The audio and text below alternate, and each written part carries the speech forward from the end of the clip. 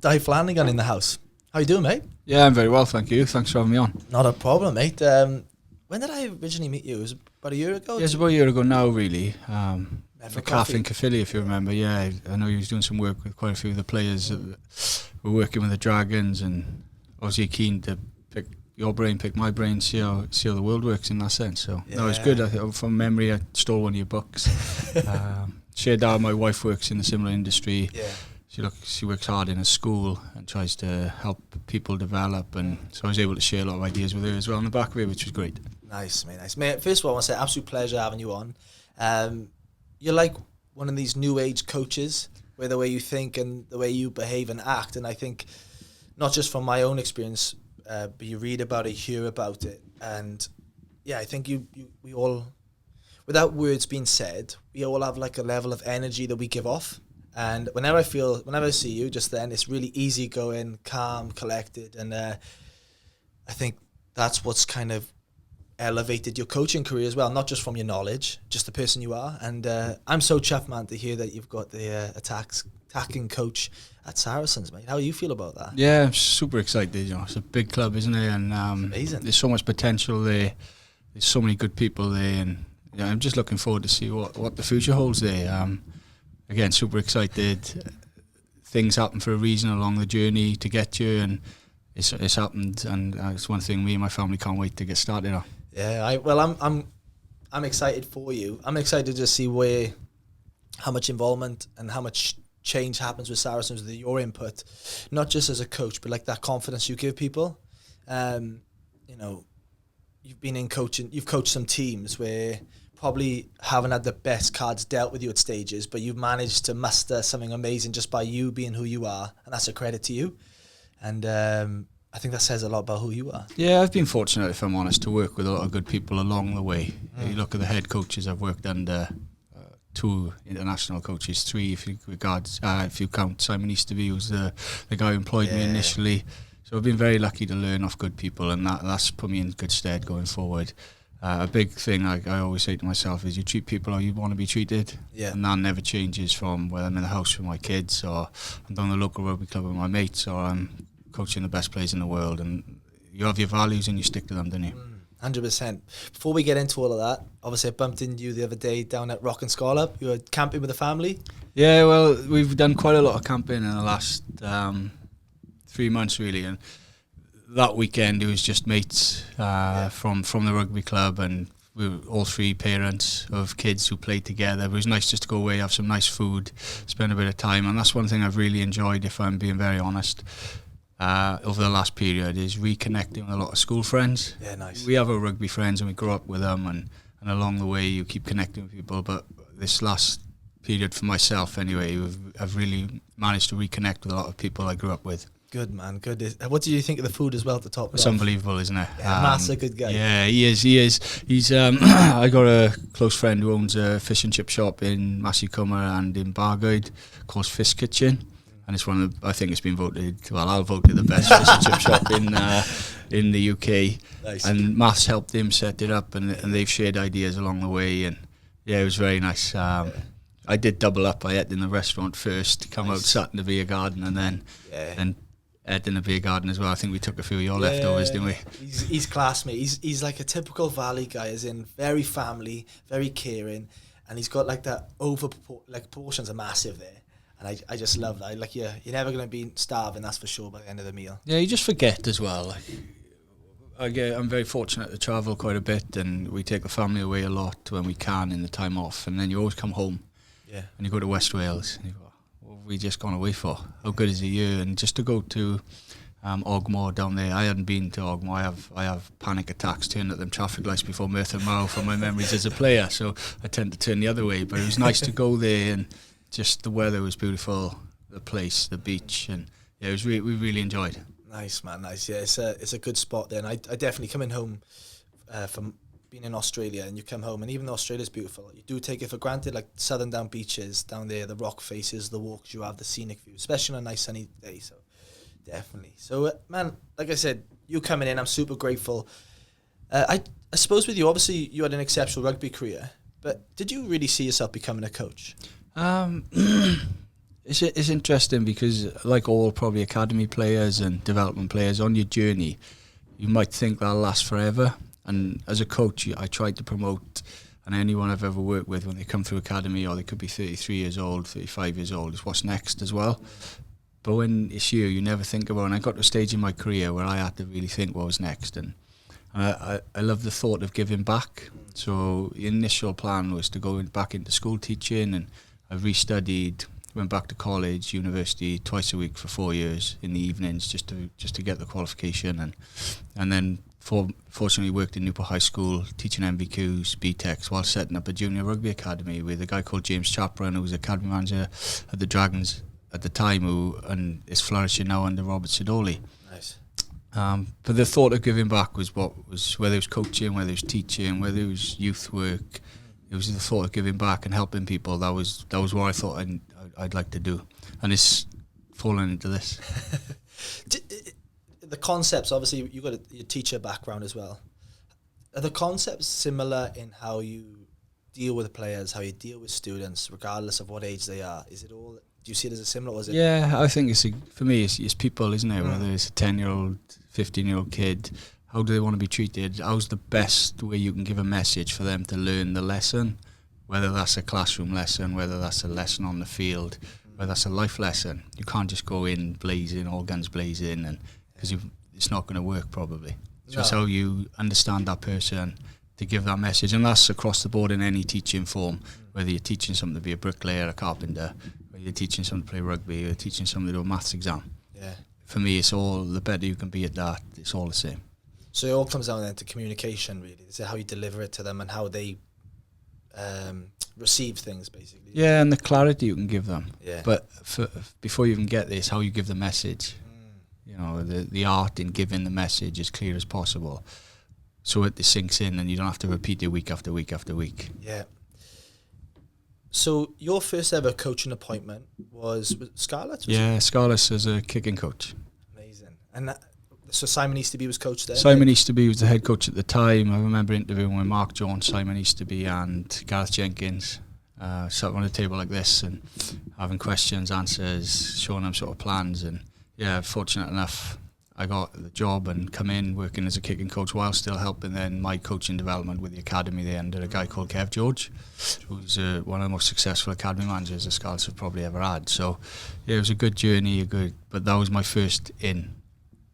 And then was it like obviously just doing the kicking and then it kind of just slowly increased to more involvement, or was it like you were applying for things, or because I remember, I'm kind of overlapping myself here, I remember having a conversation with you, and tell me if it's wrong, when you were at the Ospreys, were you as a player but kind of getting more involved in the technical aspects with Scott Johnson? Was that wrong? More like, so my tail end of my Ospreys career, so Scott was the head coach. It was a mad 6 months that eventually ended with the Ospreys winning the league, but that 6 months I sort of knew my professional days were done. I just had my daughter. I knew my teaching opportunity was going to come at the end of that year, so I was planning for life for what was next. But with Scott and then Steve Tandy and even Philo Tiatia, who were coaching at the time, there was an opportunity to go and coach the women's team, an opportunity to coach the under-18s team with a really good coach educator called Phil John, who's unfortunately not with us no more, and he was able to give me a load of time.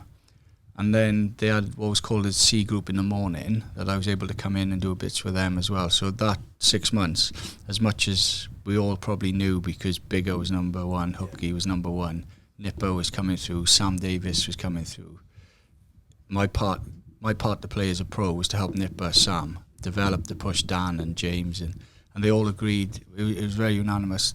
That's why you're here for these 6 months now. Help us, Ben John, Ashley Beck, all them boys, with that team against the team. That's impressive, and takes a lot of, I suppose, awareness in yourself to even, as you said you come into the tail end, you recognise where you were at. As an athlete as well, though, we all have a sense of ego as well and pride. Was that hard for you? Or initially, leading up to the Christmas time, because you've signed for the Ospreys from Cardiff, you haven't played, it hasn't worked. I needed to leave Cardiff to see what something else was like. And it was more the family conversations in the house of, you can chase a dream, but at 28, 29, that dream could still happen, but also there's a realisation of a 1-year-old daughter in the house, a wife who needs you a bit more. So in Wales, there was only 4 regions, so we might have had to pack up and leave. So we had them convos pre-Christmas, and again, the support of Jono, the support of Tandy for clarity, just it made it really enjoyable. And I was able to play for Bridgend down here and play with Nipper, play with Luke Morgan, play with Tom Aberfield, and you feel like you can help develop while you're on the field with them as well. And so I really enjoyed that 6 months, but I also knew what I wanted to do with the last couple of years. And my club, when I was at Cardiff, I'd always loved playing for Pontypridd. That was my club, as much as Penalty is my club. My adopted club for pro and pro-am was Pontypridd, and I knew I wanted to go back. So I remember ringing Dale McIntosh in maybe the March, saying I'm going semi-pro next year. There's opportunity at other clubs for a lot more money. Would Ponty take me back? And his initial reply was, "Sorry, bro, we're full." Shut up. But look, he made things work quickly. Good. Because they had 10 stacked because it was late. And like Simon Humberstone was a good 10, Lewis Williams was there as a good 10, and they had Gareth Wyatt as their third choice 10. Fortunately, Gareth stayed in more of a player coach role, which allowed me to come in. So, but it was, Chief, I don't want to play anywhere else. This is my club. And it made it work within a day, probably. Amazing, man. And that's a nice little ending then as well, isn't it, as a player? Well, we won the double-double. I think we won a full season unbeaten, and then we lost maybe a game or two in the league tail end of the year 2. But playing with your mates you grew up with, like Gavin Dacey, Dav Lockyer, Rhys Shellard, Scott Roberts, Matthew Nuttall, all the boys you grew up through an academy, and bringing them all back together for Chris Dickamidis, the last hit. I love my last 2 years while teaching in the school, while running an academy. My wife would say she never saw me, but we enjoyed that period as well. Nice. I bet like the shackles were off then, though. You're just enjoying rugby with no pressure. It's unbelievable. I bet you were playing good rugby. I felt at that time, and I did have the odd phone call from a region to come in and train. And then, maybe if you train it goes well, but I'd made my decision that I was done. I felt at the time I was playing my best rugby. Because I was in a consistent team, running the ship a bit more, scoring quite a few points a game. So it was, and we were a very good team. I won't, like, a very, very good semi-professional team. Do you think, though, Dai, as well with that, though, like, you knew this was your team? Like, it's as if someone's giving you that confidence or that clarity. I know you're at the back end of your career, but that 10 jersey's yours. Like, do as you want, you know what I mean? So you kind of like, in that, whatever, you know what I mean? So you kind of like that clarity, you know, I can just empty the tank here or whatever you're playing. Yeah, the first year, definitely, when I went back, I think Simon Humberstone had a bad injury, so didn't play much first year. So it was me and a young 10, so I knew that, I'm going to play a lot here. And then Simon come back year 2, a fantastic player, went on and signed for Cardiff at the end of that season. And obviously my priorities then changed even more from training 2-3 times a week to actually I need to have a night in the house with the family. I also had Newport Schools under 15s training on a Monday, Dragons training on a Monday, Newport Schools games Wednesday, Dragons training Wednesdays, games Fridays, games Sundays, Ponty training Tuesday, Thursday night, Ponty game Saturday. So something had to give somewhere. But I never lost the love of representing Ponty. Class. I probably just lost that little towards the tail end, but still played in the 2 finals, still played in the games up to it, come off the bench in the 2 finals. So, still part of it and loved it. Nice, man, nice. We're going to move forward now all the way to your coaching career, obviously with Saracens. So it's been 3 weeks. Yeah, we've been in 3 weeks, How's that been? I've just enjoyed it. It's been really good seeing how others work, seeing different players, building new relationships. It's hard to say too much because it's just got off the ground. So, but the 3 weeks have excited me for what can come. It's like obviously you had a little bit of a period out and then come back into this. I bet like you're just like a excited kid just going back into it again. Most definitely, and you don't realise how much you've missed being on the grass until you step off the grass and go, I've loved this. So just having a 15-on-15 and it's a game model session and it's where you can get your in-moment coaching. You can't do it unless you're in there. So having a bit of a break from it, you realise how important that is and how active and how enthused you get by it. What are you noticing regarding Saracens? Obviously you can't go into too much detail or any secrets or whatever, but most teams have similar shape and style. I always find like the philosophy of the top end teams comparison to other teams, it's got to be something different. What is the philosophy? Yeah, it's hard for me to say at the moment because I've only been there 3 weeks. There's good people in every club in the world, and the club I just left, the Dragons, have good people. There's good people at Saracens. It's difficult for me to say. I'm really curious to see where it gets to match week, the prep, the planning, and how I can help what they've already built, really. So it's hard to say on that, the difference, because it's pre-season. Yeah. Everyone loves pre-season. The sun shines a lot more. Yeah. How have they welcomed you in then and your family? Oh, they've been great. The club have been superb. There's a guy, Danny, who's helped take me around, take my family around at Saracens, and you know that's been great. It's been put my wife at ease, making sure we're living in a good place, not too far from the training ground, easy access if we want to go and spend a day in London.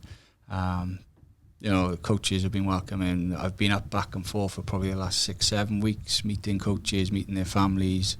One of the coaches invited us round for a barbecue at their house, so that was nice for my wife to meet his wife, and I know my wife's been out for food with a few of the coaches' wives since they've been up. So yeah, just all that, it just settles everything, doesn't it? It definitely does, man. I think a lot of clubs do now tend to make sure that the partners or the kids or the social aspects are in place as well for people, because if we can make that, like if people are moving from out wide in, we don't want to just make sure the coaching staff or the players good. We want to make sure that the family are good, because if the family are good, high chances that player's rocking up on Monday to training in a better spirit, or on Saturday he's in a better mindset, right? Yeah, spot on. That's something I've probably learned over time, being a head coach previously as well, is like everyone's got a story behind them.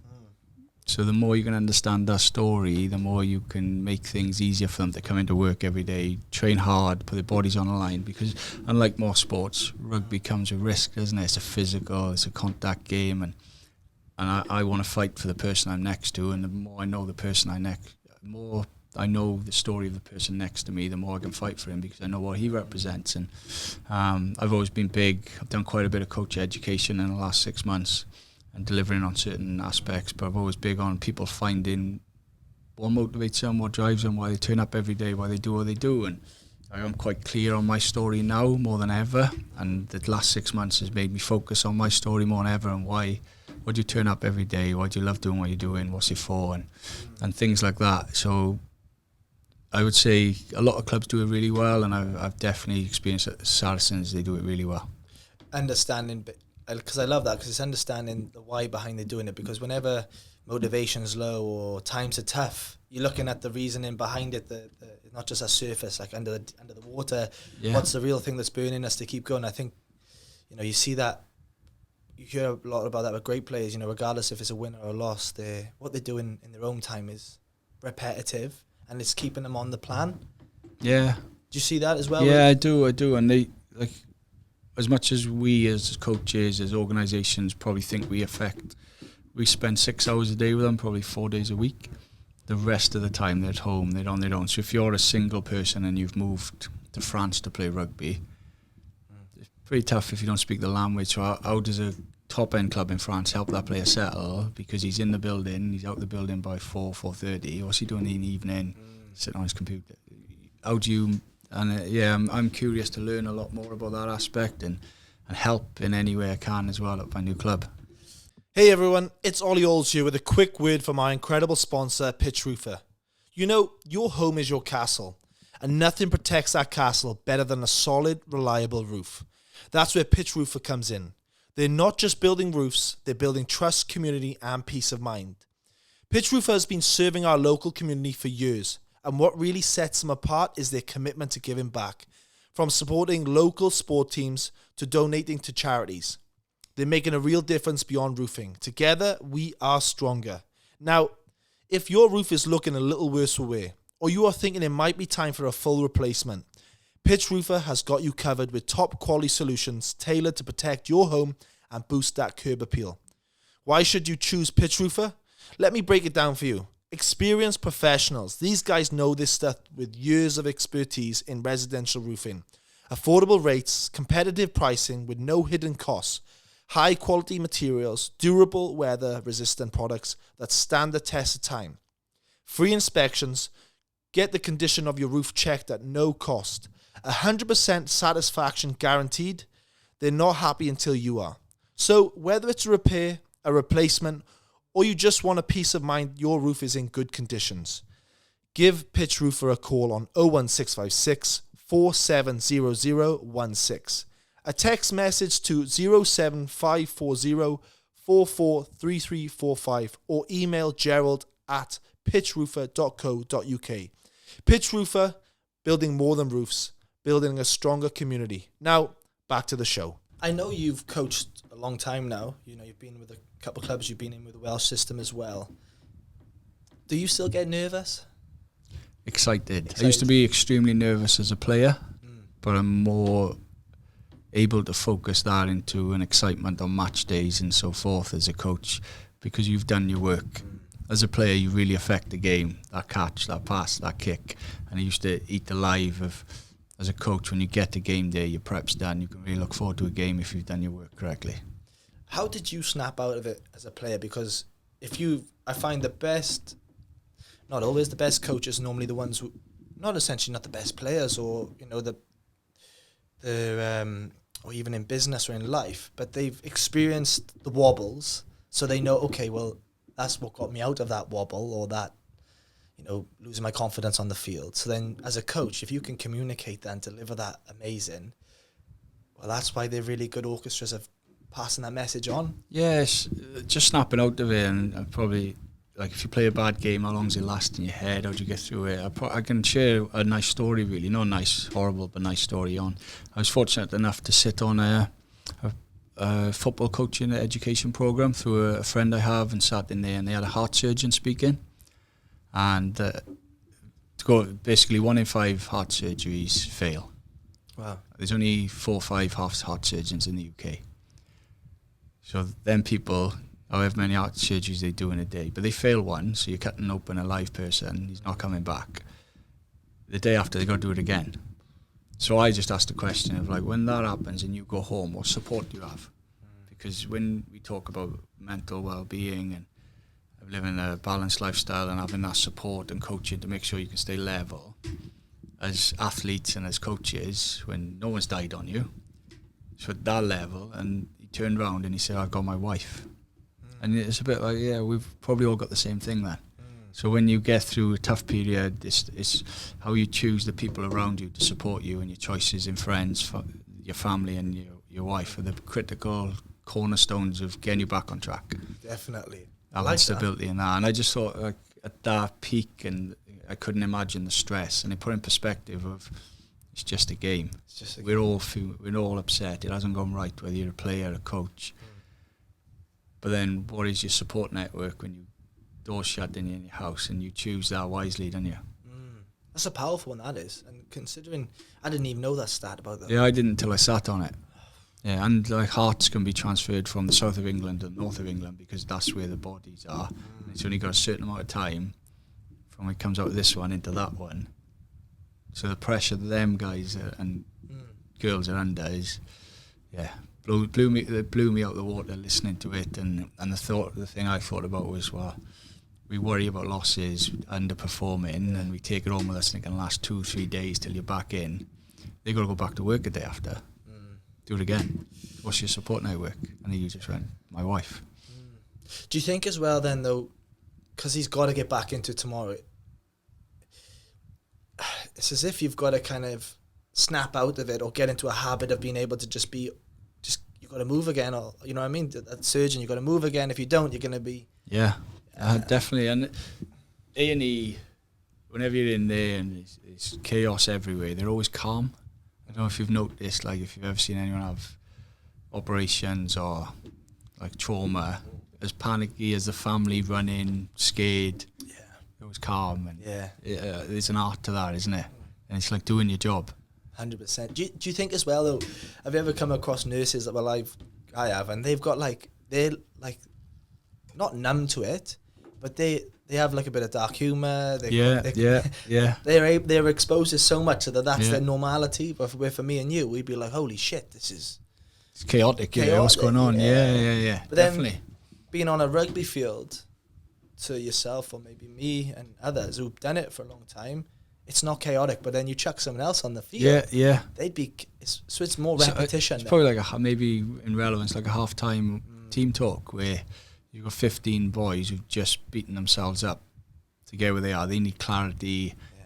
If I was worked up as well and joining in, would I give them any clarity, or is it my job to stay level-headed, give them solutions, and their actions is similar but different, if that makes sense? They always say as well, some people say you can only give 1 or 2 messages at half time because it's so much going on. If you overgive, it's just going in one, you out the other. Is that true, or is it dependent on the person? Depending on the person. There's definitely from my experiences, a lot of messages at half time, but maybe not. So if I'm a front row forward, what do I need to know? If I'm a back rower, what do I need to know? If I'm a 9-10, I might need to know most of it. If I'm a back 3, do I need to know these messages? Probably not. And how you section them into, I'm not going to go loud on these messages because only these 3 need it. Yeah.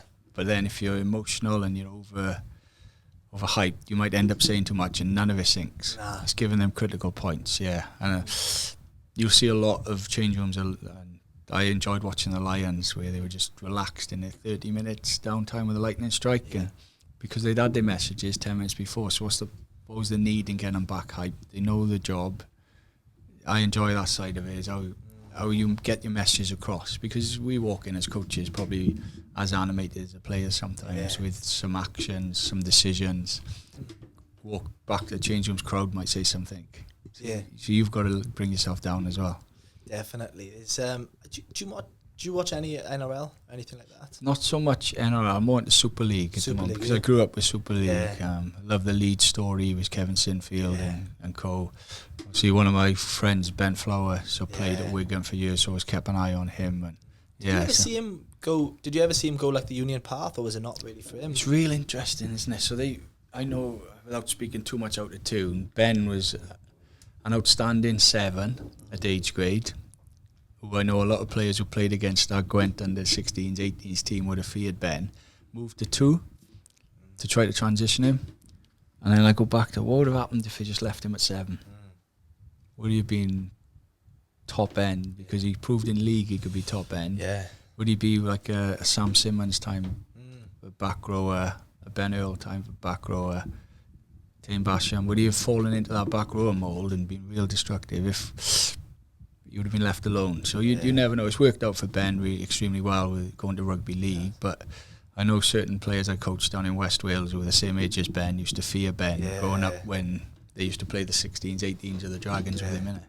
Oh, definitely. He was an unreal player. Like, I think I was in Welsh camp with him once, and I think he pulled out due to injury. At the back end of his career, he was always injured. But what a player he was. But why I was going on to this story, because in the state of origin, there was a player called Cam Smith, and he's like the GOAT in rugby league. Hooker, real calm, collected, one of the biggest of players, but he could just orchestrate a team. Well, anyway, Kevy Walters was the coach, and there was a player called Cam Munster. Well, Cam Munster basically won the series, the most recent one, but a couple of years ago when he didn't play for Queensland, Cam Smith said to Kevy Walters, bring Cam Munster in. And he's like, are you sure? And he's like, bring him in. He said all throughout the week he came in, he couldn't catch a ball, he couldn't kick a ball well, and he was shocking.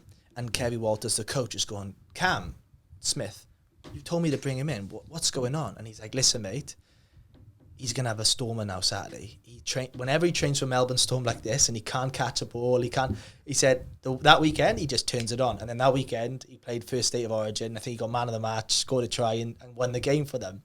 And I just think, like, you think you know it all, like you think you can coach someone, and then you just have these players who've got like monkey banging like that in their head, and then you can't get into them, and then Saturday they just like impulsively they know in an instinct what to do. And spot on. There's probably a load of Welsh examples of similar in that they're test animals. So a lot of our generation, golden generation, definitely played their best rugby for Wales. And they might not play, so they could be injured from end of November internationals through to February, and you go, they haven't played much rugby, don't worry, you're a test animal. And there's prime examples of how you look at the Welsh golden generation. Like, to play your best rugby at that level is pretty tough. But I think are you going back to when Sam Warburton? Sam Warburton, Scoop, Jamie Roberts, Navidi, them boys were unbelievable for Wales, and they could turn it on like that. And they were injured a lot because of the effort they put in, and it's not just them three, it's numerous of them. But when they come together for Wales, unplayable. And they were test animals. That's the best way to describe them. Like, they were built and made for test rugby.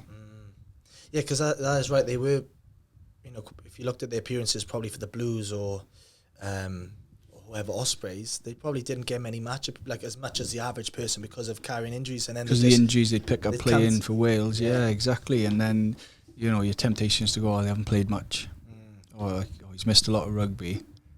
Yeah, but he's pretty good when he plays for Wales. And it's definitely, you can list them, like Liam Williams had quite a bit of an injury history, but then every time he played for Wales with a lack of prep, he was unbelievable. Yeah, that's true. He was a great player. Is he still with Saracens? No, he's not, unfortunately. No, he's. I think he's returning from an injury, and I'm sure a club will pick him up somewhere. Yeah. He's, again, game animal. Yeah, he turns it on when he has If he only had to train 1.5 times a week, but played on Saturday, you'd get a great Liam Williams. Was he there when you were at the Scarlets? Yeah. Yeah? Yeah, he had 2 periods with Sanjay. He had the period before he went to Saracens his first time, and then when he come back from Saracens, different level. Yeah. That's Scarlet's back three, but backline was gifted with Johnny McNichol, Sanjay, Steph Evans, DTH Van der Merwe. Wow. In that league-winning back three, Scott Williams, Jonathan Davis, Hadley Parks. Yeah. 3 of the best centres Welsh rugby's ever produced in one group. Patchell at 10. Yeah. I like Patchell. Is he in Japan? I'm not sure what he's up to currently. I'm not sure if he's in Japan. I know he's had a little baby Clow with his partner Hel. Oh, nice. And I'm sure that's his priority for them now, because he's done quite a bit of travelling, hasn't he? So I'm sure that's his priority. Yeah.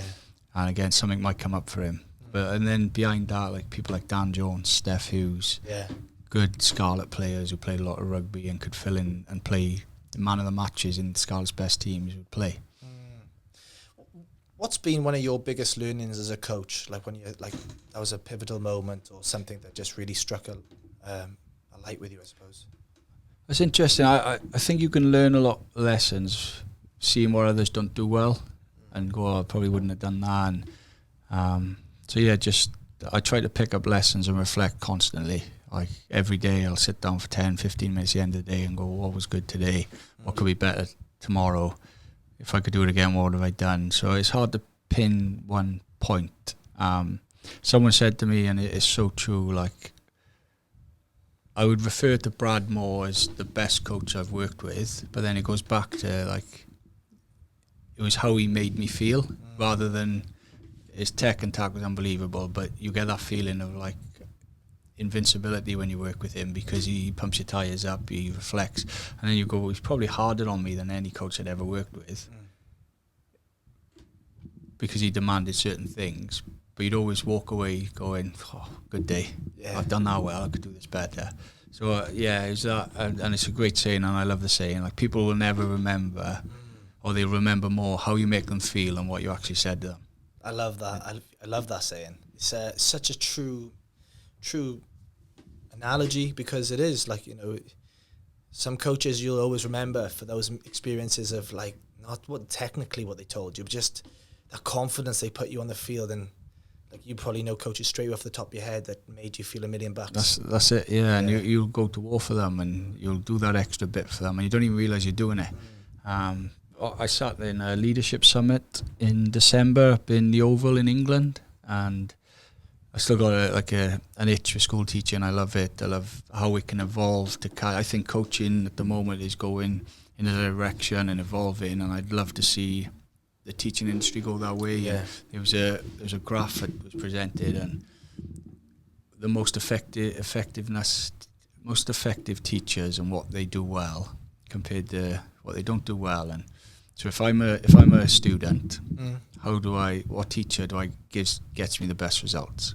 So there's a graph, and you have like relationships, like goal setting, etc., standing at the front, lecturing, and which one has it. And it was interesting that the most successful students had teachers that they had the best relationships with. So even the teaching industry now is, if I have a relationship with my French teacher that I trust, that I'll get a better French score. Yeah. But the other one as well, which really intrigued me, was having the student say what they want to achieve. So we've all had teachers that sit down and go, "You're an A-star student, you are," and a kid will be like, "Oh, you're telling me that though." Like, whereas if the teacher went, "Oh, what are you going to get this year? What grade are you going to get?" and the student goes, "I'm going to get an A-star."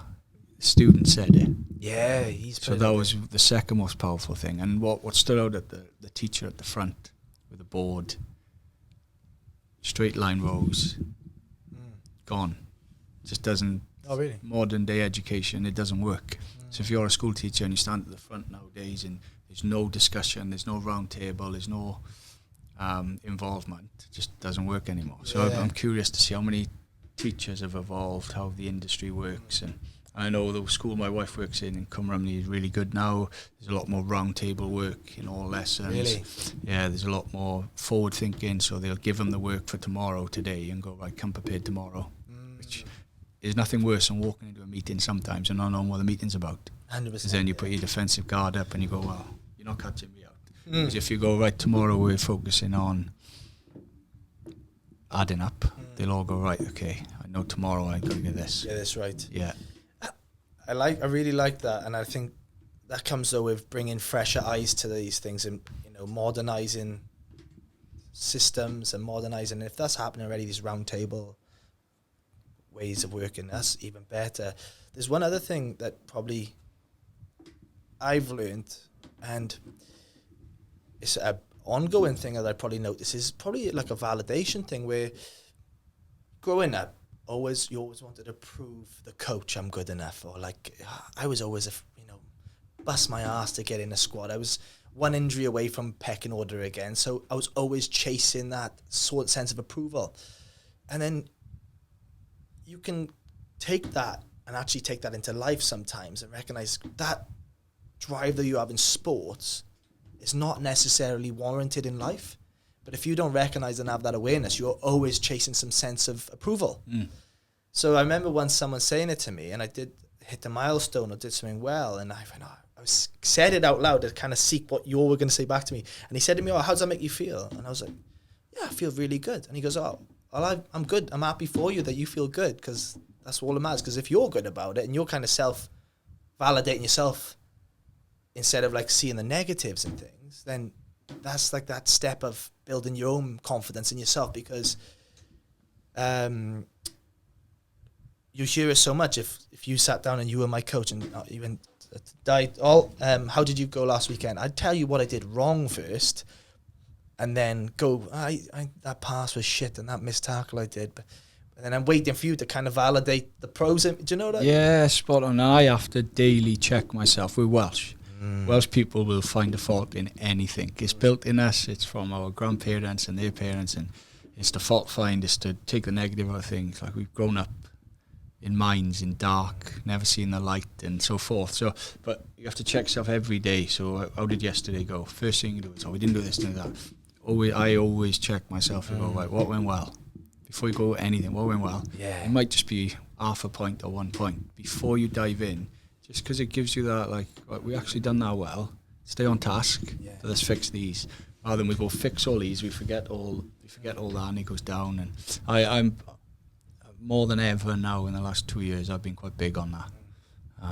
I'll share like some of my values. Like, I'm a grandson of a miner, a son of a builder, and one of 5 brothers living in a terraced house.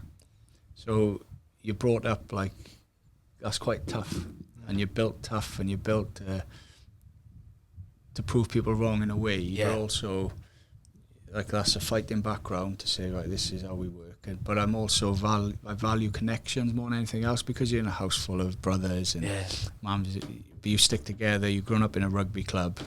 Builders are the same. I used to spend a bit of time on site with my dad from the age of 14, 15, 16, and they all connect and they all have a laugh like a team. Miners were the same, they're underground. So connection was massive for me. And then the last one was always choices. So you choose so if we start a meeting and go, right, how are you today? You choose how you start. Yeah. When you wake up in the morning, you choose what mood you're in. You could have a horrific day yesterday. You walk out the front door and you choose then to go, oh, well, yesterday was rubbish, I'm going to be rubbish today. Or you go, yesterday's rubbish, but I'm still going to smile. the power of a smile is so. I've learned that over the last 2 years as well. The power of a smile and how it makes people go, "Oh, we're okay here. Yeah, He's smiling. We're okay." yeah. So they'd be the things: your family, your connections, and your choices. I really love that, and I think everything you've spoke about is not sport orientated, but it helps sport so much. I remember, like, for instance, when I was living in Australia, they're a very confident country. Like, I'd speak to them and I'd be like, about anything, and they'd tell you straight away how good they are. Now, imagine if we took that dose and just brought it into some people here. And I do believe, though, like, players now here are so hard on themselves. They get into that rut. The team gets in that rut. The emotional impact that has. And then you see them go over the border to England or somewhere else, and they're like the star player in that team, or they've blossomed into this. And I suppose, what is the shift? Yes, again, I can only speak from what I've observed. Not so much players leaving, but in any walk, like pro sports cutthroat. So from the moment boys come into an academy at 15, 16, they're constantly being critiqued, and they're constantly, as a coach, and I worked in an academy, and you're trying to find room for improvement. So you're going, right, if you do more of this, have a look at this, or you're not doing this. Maybe 3, 4, 5, 6 years of that, you suddenly become very self-conscious of, I got to find the fault. Where is it? I'm not sure. I don't know yet. But what if we flipped there one day and just told players what they do well all the time? And go, but by the way, just improve the left-hand pass because your right hand and your outside break's unbelievable. Does it give them a different mindset not to be so critical? But it is pro sports cutthroat. And it's high performance, and there's competition. You look at football now, and players don't last long, managers don't last long, and it's only a matter of time before rugby takes that route as well. 100%. Has there been a player, Dai, that you've seen transform from just the power of confidence? There's one specifically, but there's two in general. Like Joe Roberts at the Scarlets. When he's confident, when he's being backed, you can see, and he's had a great 2 seasons now down west. So they're obviously giving him weapons to go out and use his left foot and so forth. And I would say a boy called Tom Rogers, who Wales wing. Yeah, wow. Was like, he can do some stuff no one else can do. But keep telling him he can do that, because when them boys are confident and humming, there's no better players in Wales than them two. And it's been great for me to see Tom develop while I'm not there, having worked with him since he was 15, 16, wow. and again taking that angle with him. Like, very smart kid, maybe not academically, I don't know, but with how the world works, he was comfortable working for Castle Owls in the mornings before academy training. He set up some sort of coffee cart himself, and but when he's confident, he's pretty tough to handle. So them two, I know from the more you give them, the more they'll give you. In particular, that Rogers, I remember watching him play a game, maybe before the World Cup, and he played against South Africa in the Millennium. Yeah. And he didn't get selected after that game. I don't think he played one of his best performances. And then he got another opportunity for Wales. It was in the Six Nations. Just gone, yeah. And I thought, oh my God, where's this player come from? He was a freak, and just every time we had the ball, you had he's going to do something, and that's a credit to him, the power of confidence, the power of believing in someone. And it's good, isn't it? It's so nice. It's just great for me, having worked with them as kids, to see them coming through, and hopefully you think, maybe I've had an effect in helping them a little bit, and Dwayne's done a good job with them, getting them to where they are now as international rugby players. What's up, guys? This podcast is brought to you by UTest. UTest provides clinically accurate rapid home testing kits for a variety of medical conditions and deficiencies. Designed for convenience, these tests deliver results in just 5 minutes, eliminating the need to wait days or weeks for lab results. The range includes tests for prostate PSA levels, bowel cancer screening, onset menopause to fertility, and more. All tests are available with the next day delivery at www.utest.co.uk. Use the code 0010 for 10% off your order. Now, let's go back to the episode. For yourself now then, and you've gone through the Welsh system, and you coached over COVID, is that right? Yeah, so I was fortunate to go in with Wales national team when Neil Jenkins went away with the Lions, and do a month with Wales. Done some stuff with the Wales 18s for a couple of years, done Wales 20s for 2 years, so worked in an academy, worked in senior club, head coached the region. So I've basically, as a blanket of Welsh rugby, I've been fortunate enough to experience most things.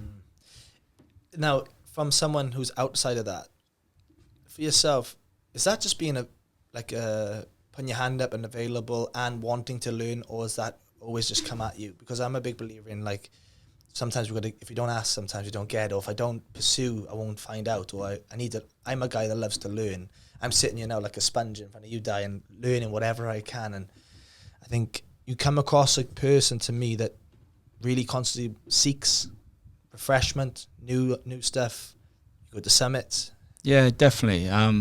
Again, I've got a very supportive family who understand why I do everything, and one of my biggest purposes in life is to develop, give back, be the best I can be, and hopefully I'm setting a good example for my children to see, Dad works pretty hard here, and he gives back a lot, and I'd like to be like that. That's what you want to do fundamentally, is your kids to look up to you, and like I did with my dad, because he was always out no matter the weather on the building site, and I couldn't do that, but he's got to do it because he's got to pay the bills. And so I would just say, by going to these stuff, by speaking to people, by going above and beyond, it's given me the opportunity to do a little bit more, building relationships, building trust. So when Wayne Pivac took over from Neil Jenkins, from Warren Gatland, and Neil left, I'd like to think I was his first phone call then to say, well, actually, there's an opportunity here, come back in, learn, experience it. Same with the Wales 20 stuff, building relationships with people like Phil John and then Geraint John, and have an opportunity when Jason Strange left to go, well, come in and coach the 20s.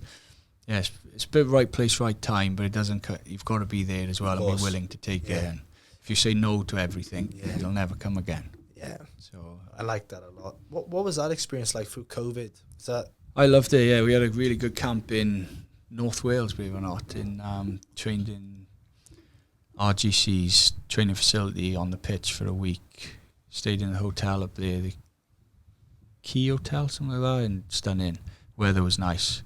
It was just a bit of isolation, so you had to be really careful. Yeah. But just experiencing an international camp, the amount of time you have with players, what you could put in. Again, I didn't know many of the squad, and I built a decent relationship with Nick, who's now at Saracens.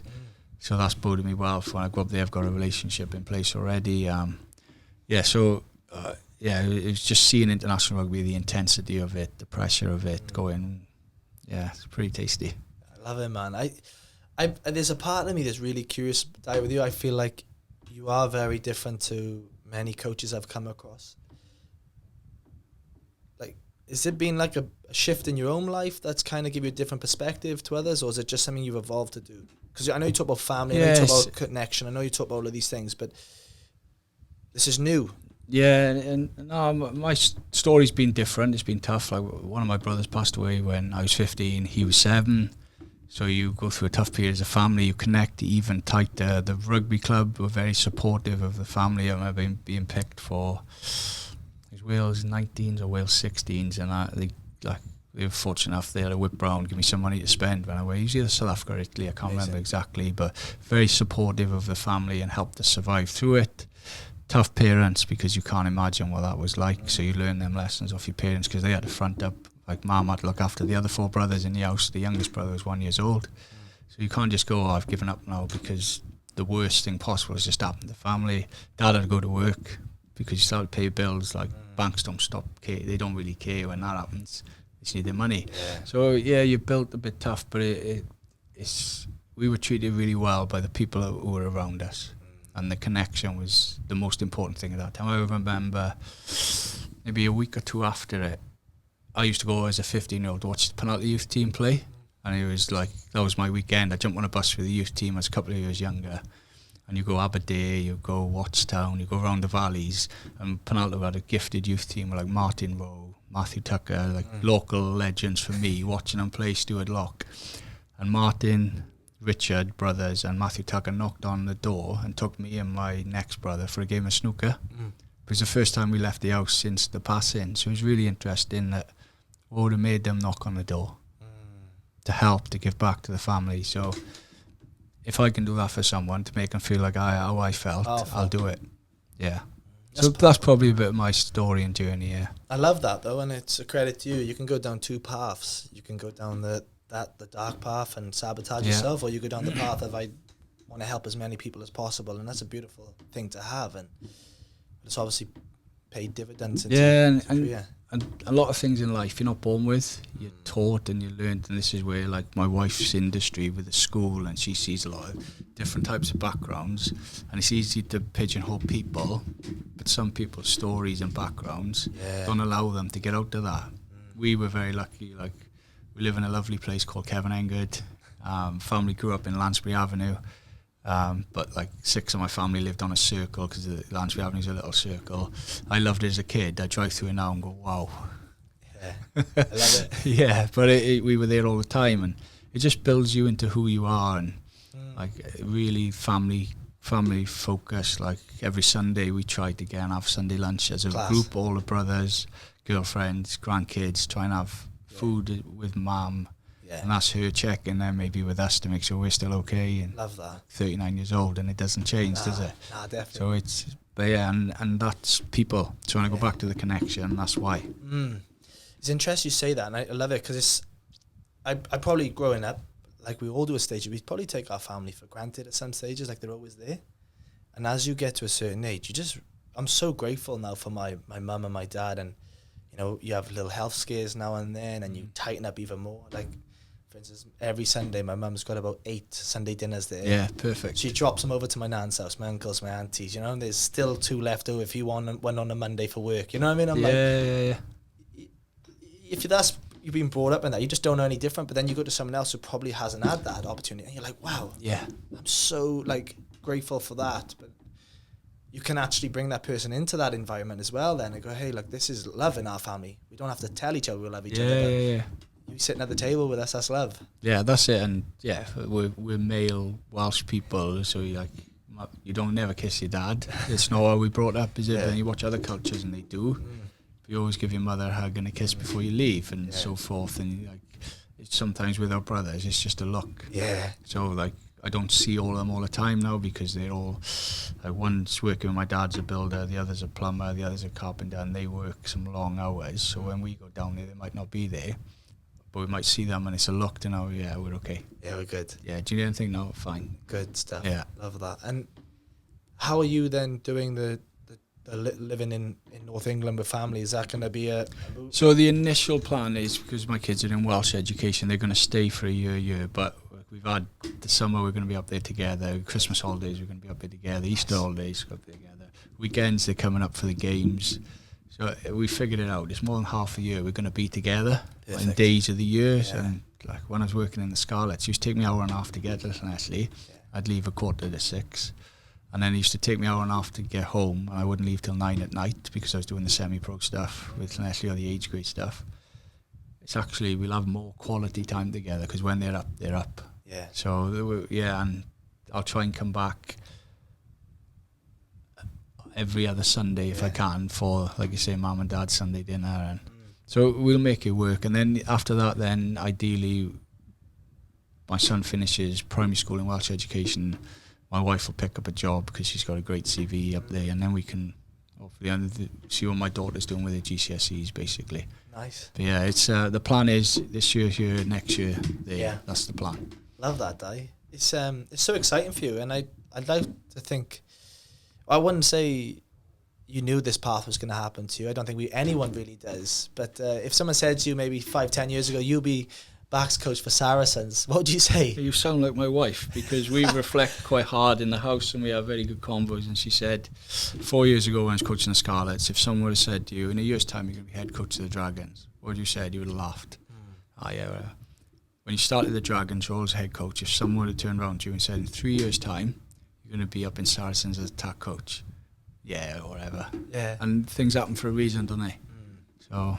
Oh, mate, I'm so happy. Like, and it's just, I like to think where you're going to be in the next 2-3 years, where that goes, you know, or in the next 5 years. Yeah, I'm loving life at the moment here, and again, it's been part of a successful organisation around good people. That's what excites me most.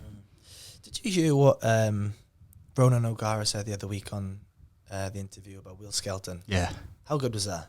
Just speaking about, Will said, you know, I'm not massive for, I don't think it's like, you know, I'm not here to want to win. That's not a massive thing for me, but it's about believe he said something about having, you know, good people, good time or something like that, and making sure everyone's happy or something around those lines. And he said like his wife comes in and brings cakes for the players and everyone. It's like a nice culture there. But what does that promote? Well, it's huge, isn't it? It's also like it's probably Will telling people subtly through his wife that I've got your back. Yeah. Because sometimes as a man you don't do it enough, but your wife will show it. They have a better caring instinct, and it's just telling people we're here, mate. He's been a decent signing, hasn't he, for La Rochelle, and he was good on that third test. Oh, he was unreal, wasn't he? He just come out of nowhere. He just bullied them. He bullied them, basically. He's just a massive man, isn't he? And you can see how, again, it goes back to passion, what the country of Australia means to him, to play well without any prep, test animal. Yeah, big game animal. Yeah. Well, what are your thoughts on the Lions tour? Good? Were you impressed? Yes, I enjoyed it. I did. I'm a big rugby nose, and I've watched all the DVDs in all the previous years, and it's special. It's special for players to go and represent the Lions, you know, to come together that quick. It's a successful series because they won the series 2-1, and they haven't won a series for 12 years. So everyone can walk away pretty proud with their achievement. And it's hard watching the midweek games because we don't have time to get the buzz when you're a kid. You know, so my son's like, "Can I have a day off school to watch the Lions?" Sorry, Rod, you can't. We'll watch it together tonight. Yeah. Things like that, and yeah. Everyone will look forward to the next one now. I think it's New Zealand, isn't it? Which is going to be tough, but it's home of rugby. Someone said the other day, do you think this is the best Lions team since the last 3 of them? And I don't know. It's tough to say, isn't it? It's the most successful Lions team. So you've got to give them the credit they deserve. You can only beat what's in front of you, and they've done that first test pretty comfortably, and you always knew then, like, Australia fighting for a nation, that they were going to make it messy. It was going to be tough. Joe Schmidt done some outstanding stuff for them in attack, on short side attacks, and made them really tough to get the ball from. Like watching Ireland a few years ago when Joe was there, they just kept the ball for multi-phase, and at some point you might give a penalty away, so they knew what they were doing. It's tough, isn't it? Like, you go back to that, there's been some outstanding Lions teams. There's also some physical tests, like that draw in New Zealand. You can't underestimate that achievement. I loved watching the series. I used to get the DVDs and everything growing up, but you know, like, usually that wet weather rugby would have probably suited more the Lions back in the day, but I think it was a different approach for the Lions. They were more ball playing this time around than actually set piece and getting that, you know, just the drive in type of mentality. And I thought the Australia skill set was unbelievable in that third test. It's probably one of the worst conditions you'll see in a rugby match, and they hardly dropped the ball. So it didn't give the Lions a sniff to get that dominance of field position, to get the squeeze that Northern Hemisphere teams can put on Southern Hemisphere teams. And you can only just say well done to Australia on that. Even just little things like that. The scrum half of them, is it Nick White? Yeah. Like, he probably knew it's my last game. I'm going to give everything here and get into their faces and disrupt people. And he did that as well. And the team followed, didn't they? And they did, yeah. And do you see the team photo they had with all the moustaches? No, I didn't. So they had a team photo, and even Joe Schmidt put a moustache on. Really? So he's turned up for the team photo, and all 23 players and the head coach has got a fake moustache. It goes back to what were they fighting for? The country, their mate. Like, and he was leading the charge, and they were following, weren't they? Yeah, they were. It was really good. I think he's actually considering doing a U-turn now. I might be wrong. Is he? Yeah. Right. Okay. So the Tri-Series coming up, or it might stick in there for another innings. Nice. And I know it's a shame, like, from a Welsh perspective, not to have many. But I thought Thomas Williams, when he was out there, was exceptional and would have forced his way into that 23, I'm sure. Definitely. So Jack, unlucky to miss out in the first one, but showed the quality he had as well when he came on then in the last two. Thomas Williams, I was gutted for. Like you said, Jack Williams is unbelievable. Like, the season he's had for Gloucester. He's been the best signing in English rugby last year, wasn't he? I know. I didn't know he'd go an extra leg. I didn't think because he was playing really good. He was excellent for Cardiff. Yeah, if you pay attention to Cardiff's last season under Jockey with Thomas, he was playing the best rugby of his life there, and he's just followed it on for Gloucester. Gloucester have probably reaped the rewards of the work Cardiff have done. Yeah. And signed him at the perfect time to get the best player. Cardiff probably missed Thomas last year. There was games they didn't win that if Thomas was there, I'm sure they would have won. Yeah. He's a credit, and I'm so happy for him. And they've got that bit of Welsh connection there now, in that backline. Yeah, they do. And even Jared at Quins. Half time killing he was it, at Quins. He's a good bugger, Jared, isn't he? Yeah, I had him on maybe a month or two ago. He just had a knee clean out. Right, okay. That's why he didn't play in the tour to Japan. Right. And he's a very reserved bloke as well. He's quite humble. Loves his Australian Rugby League. He's come in with a Penrith Panthers loves jacket his rugby on. League. Massive Rugby League fan. I didn't know I believe he had a sniff of the Titans at one stage a couple of years back. I wouldn't be surprised if he would. I wouldn't have been surprised if he would have went. I'd love to him because his skill set and the way he plays to the line and his ball movement would have suited. And he's like you say, he's a massive fan. He'll watch 10 games of rugby league on a weekend. So, Jar's first senior game of rugby was at Ponty. My last season was it at Bridgend, I think. Yeah, come on for me. Well, I just think he just has a different approach to like you said, the normal 10. He takes it to the line. And he plays quite square. Very square, yeah. So when he plays so square, defenders have to stick, or they have to, and he's waiting for them to either bite on him to create that gap, or he's pulling out the back. Yeah, and his mannerism as well. You'll never see him. Pull that mic a bit in front of you. Push it up if you want. Lift it up. It'll come with you. His mannerism as well. You'll never see him get too hyper about anything. He's always calm. So I'm sure for backs who play with him, to have that consistency, it helps them flourish as well. Yeah, he's I like him, and his kicking game's good. Yeah, his goal kicking's massively improved. His short kicking game's always been good. So it'll be interesting where his journey takes him next. I wonder if league is too late for him, or if it's still an ambition for him. What would he be? 28? 28, yeah, 28. It's not old, is it? What would you say a 10's prime is? I believe it's that 28 to 33 bracket, and even if you can keep your body healthy, look at Johnny Sexton played till he's 39. Yeah. Depending on type of 10 you are as well. Like if you've come through and played a lot of rugby early and your body's broken, it's pretty tough. But if you're a smart rugby player who's built around decision making, game management, you can survive a 10, and your knowledge will never leave you then either. So your brain will catch your body up in decision making, and you'll get better as you get older. Yeah, that's true. I am excited to see where he's going to be at. And I suppose I don't want to be a negative Nancy here, but where do you think we are as a nation, Wales, and where can we go to recuperate? I know we've got Steve Tandy on board now. Yeah, so for me, the golden light in Welsh rugby at the moment is this guy that's just come on board? The performance manager, and Steve Tandy. So two very good appointments. Steve, I know really well, and will bring massive amounts of clarity to our Welsh game, our Welsh culture. He's a Welshman through and through, and he'll work the house down to get it right. But again, just a good man.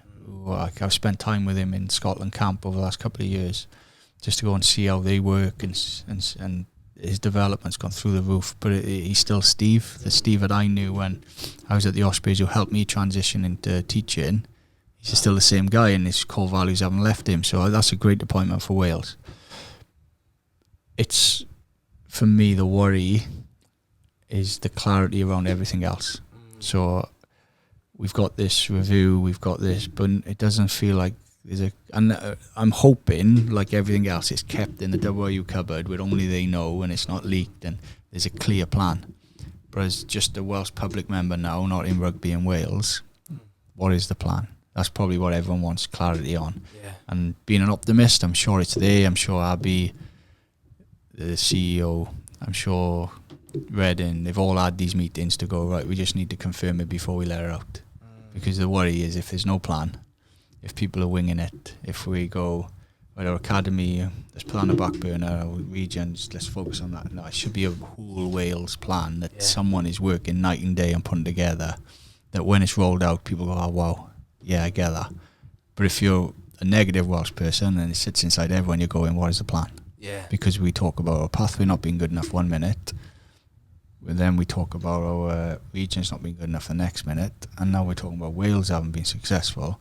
There's a lot to fix. We can't just go chunk by chunk. It has to be a whole rounded overall plan that can be rolled out at once. If we just roll out, we got Steve Tandy, I'll fix that. All the best. Yeah. Patch that problem, band-aid that area there. Yeah, or we go, right, we're going to go to 3 regions. Yes, it's great. What about our pathways? Because Wales is quite a big rugby playing population who are now affiliated 25 years worth to regions, and we're going to break that up. So where does the affiliation then go? Yeah. So all that needs to be covered in one for me, and I'm optimist. I'm sure there's people working night and day. I'll have that in a cupboard to go. When it's ready to go, we're going. The rumours of going to 2 regions, is that true? Who knows? There's rumours, isn't there? That's what I mean. Like, as a Welsh person, you'll read Wales Online. Yeah. What can you believe? What can't you believe? It's a lot of clickbait now, isn't it? Yeah, and they've got jobs to do, so they have to. They have to fill lines. They have to, like... Yeah, it's tough, innit? There'll be signings coming up. We're never going to come up, but it's to get a click. And that's the rumour. That's what I'm assuming they're hearing off people, but there's no proof. Yeah. Until the proof. And that's what inspires me as a Welsh person, is when it's rolled out... Hopefully it's clear, it's planned from bottom to top, or top to bottom, and then we can all get behind it and support it. My fear, the Welshness inside me, is that we'll go Steve Tandy, then we'll go regions, then we'll worry about national, and then we'll go back to pathway. Let's just go all out and go, here's our plan. Someone's been working night and day on making sure we're back in this plan, this is our plan. And we have the people there, though, to do it. We have, like, the right people who can... Welsh Rugby Union is a massive organisation, massive turnover. We should have the people and the quality, and hopefully going forward the finance to back the programme we're willing to run. Yeah. I believe it's there. It's just having someone, like you said, roll out the roadmap for people. That's it. And not just give Steve Tandy this job and then go, all the best, mate. And then you're going to be, if things go south again more... we're just going to point the finger at Steve Tandy because he doesn't deserve it either, because he's worked his arse off for years for what he's achieved as well. You know, Scotland, was he in the Lions? He went to the Waratahs, he went to Scotland, Lions, Scotland. You know what I mean? Yeah, exactly. It's no joke. Yeah, no, he's a serious coach with a very good CV. Yeah, and it is. I'm sure Steve wouldn't have taken the job without clarity on the plan. So, why do you reckon? What's his name? Cardiff Blues coach. He put his hand up. Obviously, he did Japan. He did the Six Nations. Was it just never in his attention? I don't know. I think with Matt, the ball hopefully is in his court. What he wants to do, because he's a great coach who's done a fantastic job at Cardiff. He stepped in with Wales and he showed the attacking quality Wales can play with. He's a big asset for whoever gets him, whether it's Wales or Cardiff. And I'm pretty hopefully the ball's in Matt's court. Again, Steve's got to build his own team and he's got to have the people he trusts around him. So. He'll need time to find and speak to the right people he's worked with maybe before, people he's heard good things off, to get the rounded perspective on them. Matt will do a good job in whatever he's in, yeah. Yeah. It's exciting times. And he's another one, I believe, that people say he gets the best out of people with his connection with people and putting confidence in them, you know? Just my perception of him. He's a forward thinker, isn't he? Yeah. He sees the game and goes, how can I make this game better? He sees a person, whether it's Mason Grady or... Ellis Bevan, he goes, right, how can I make this player better? And that seems like his way, whether it's the game, whether it's the people. Like, you look at the amount of internationals that have been produced at Cardiff in the last couple of years with Matt being there. He's doing a good job, isn't he? He definitely is. Now, with Saracens now, I know obviously you've been there 3 weeks now and you're still eyes open watching things happening. So I'd love to do a podcast through the end of the season and be like, what have you learnt? Let's reflect. Yeah.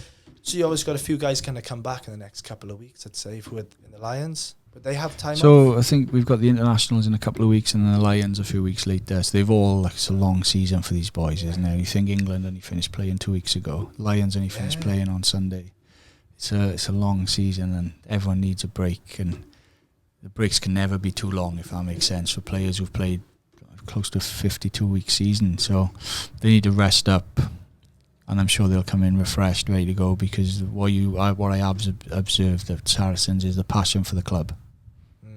That passion has been going for years. Even when, what was the year that they had to go down a league? Was that 3 years ago? Yeah, I can't remember. And they just, the way they stuck together and come back up, exactly. That's a credit to the club, though, isn't it? As a whole. We were speaking about it earlier, the South African connection there. Is that... Where does that I don't know where that stems from, if I'm honest. I'm curious to learn. I know we play in the Sharks as well, so we'll be going to South Africa, so I'm curious to learn on it. The office staff are very connected to the rugby staff. I've witnessed that. They come into the facility, so that's a good point. So people know who they're talking to constantly. Yeah, so it's just the beginning. I'm looking forward to see what can be next, really. Nice. How many trial games have you got? So we've got a pre-season game Pre-season against game. the Sharks, and then 2 Prem Cup games leading into the season. So that's the build-up, and then we'll be ready to go. Nice, mate. Well, I'm super chuffed for you, and I love to see when Owen Farrell comes back and you that backline and touch base with him, and he looks like a right competitor. I'm just super excited to work with someone of that quality. Like, again, being fortunate to be around James Hook down Bigger as a player. Again, coach Reach Patchell in a successful Scarlet side. Spent some time in with Wales. And just, again, how can I help him? What can I learn off him? How can the team be better with us? That's what excites me. Yeah, man. Well, Dai, it's an absolute pleasure having you on. I feel like I can ask you loads of questions, and I'm just going to keep digging you and finding more. That's me. Normally I'm telling off the other guy. But I suppose, yeah, Dai, like from my end, I'm super chuffed for you to get the recognition you deserve. This opportunity, I know you're going to thrive in it. And man, I'm just super grateful for you to give me this time today and learn off you and your philosophy, your why. And you're a massive family man. Like that, I love that. I met your partner the other week as well, at the Scarlet, and she's definitely bought into what your ethos is, and the well-being's really big with her because of her role in her career as well, right? So that's right, yeah. It's I'm just super grateful, and yeah, I'm excited to see what happens next for you, mate. No, I appreciate it. We'll pencil in another one in a year's time then. 100%. I ask all my guests, Dai, what are you grateful for? It's your family, isn't it, for me? It's like, I'm quite close with a guy called Simon Clark at Speakeasy, and he refers to the clubhouse, so I'm very grateful for the family. And like, if I could have chosen a rugby club to be affiliated to, I would never have picked a better one than Penalty Rugby Club because of what they've meant and been to the family growing up. So yeah, very grateful for how I was brought up, where I was brought up, and the connections I've made. Yeah, man, absolute pleasure, man, and all the best. I'm looking forward to it. No worries, thank you very much. See you, boss.